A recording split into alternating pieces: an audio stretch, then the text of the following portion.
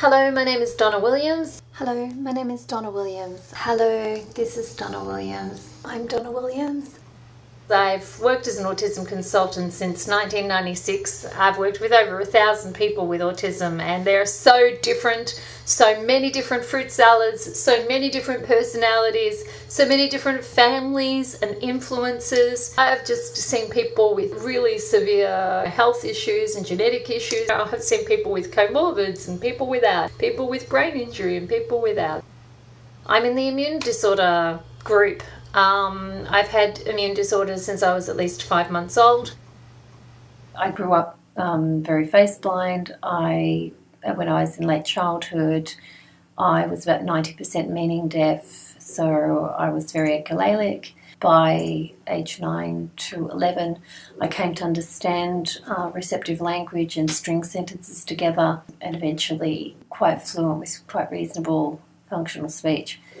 I had significant visual, perceptual issues, so I couldn't see my world as a whole. I couldn't see a face as a whole, people as a whole, or a room, or objects. Everything was in bits, so I could only process bit. So I'd see the part and lose the whole. It makes it difficult to recognise people and therefore, how do you build any friendship? You can't recognise people.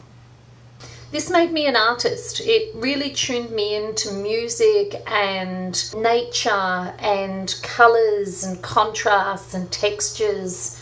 I'm a real hands person. These are my eyes, these are my ears. They help me in being a sculptor, in being a visual artist, in being a musician. My biological mother was an alcoholic. She was also a person who was on Valium and significantly abusive. I understand that I was being given Valium and gin in my bottles as a baby, and Valium is been found to cause sudden infant death syndrome. It causes a depressed respiratory drive and hypoxic damage, which is essentially the same as asphyxiation. When I was about 2 years old, I took to sleeping under the bed.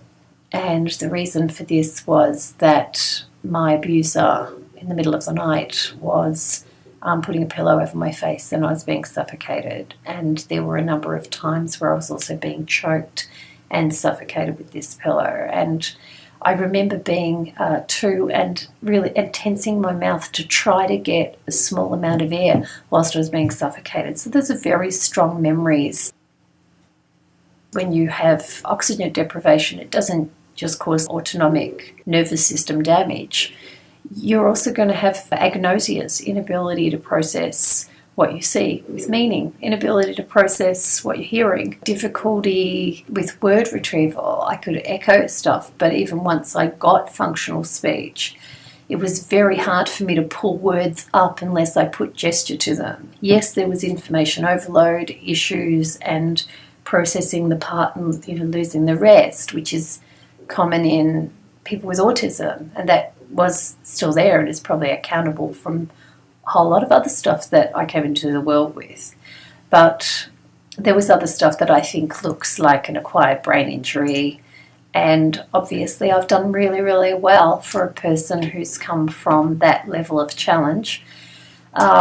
With a lot of effort and a heck of a lot of help and support, and including from the professionals who have helped me along the way. I found it significantly overwhelming to have people directly interacting with me. Also, things like emotional overstimulation and not being able to control those self-protection responses when I felt emotionally overstimulated by the intensity, by the directly confrontational nature, by the perceived social invasiveness of other people's interaction. And so with exposure anxiety, you learn very early that the ways to manage it is avoidance. If people keep pushing, diversions. If people keep pushing, retaliation responses. One of the problems is that you develop this mentality, this identity, that you are a person protecting yourself from the external world. So you begin to identify as a person who has to protect their own world at any cost, and that the intrusions of other people are the problem. So you get this them and us mentality.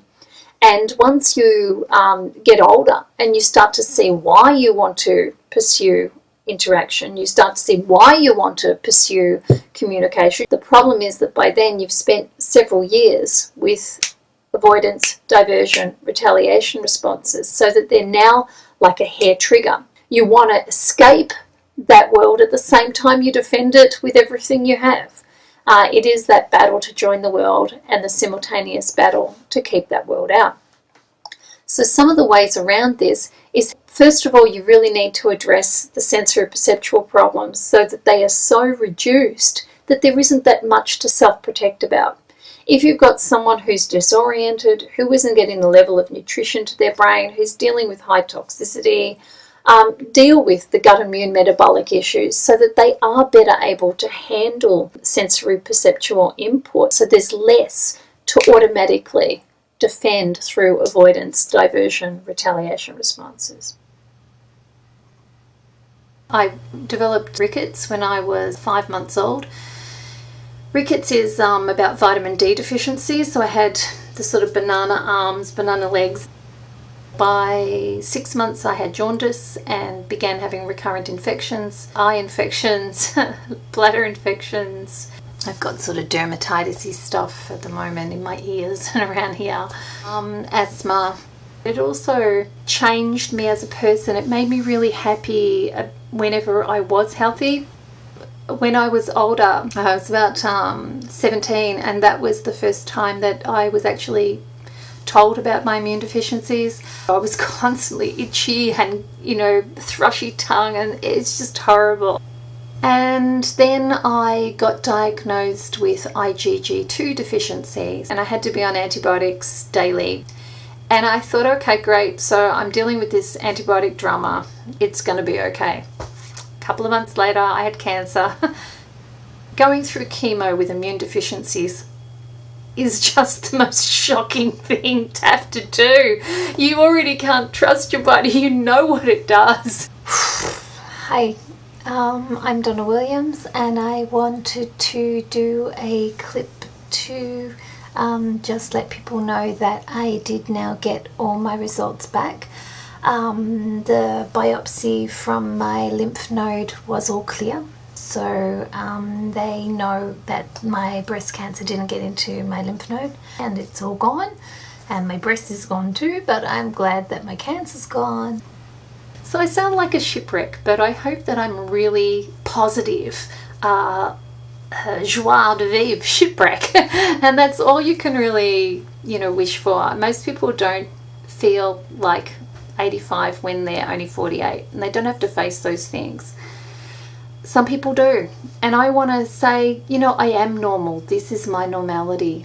And I want to face it really positively, because I'm not the only person with this. And there are kids a lot younger who are going through what I went through, some of whom are going through it much worse, and some of whom don't make it to 48. And so really, in immune deficiency terms, I'm old age. So I can live with that. Anyway, I'm Donna Williams. Thanks for listening.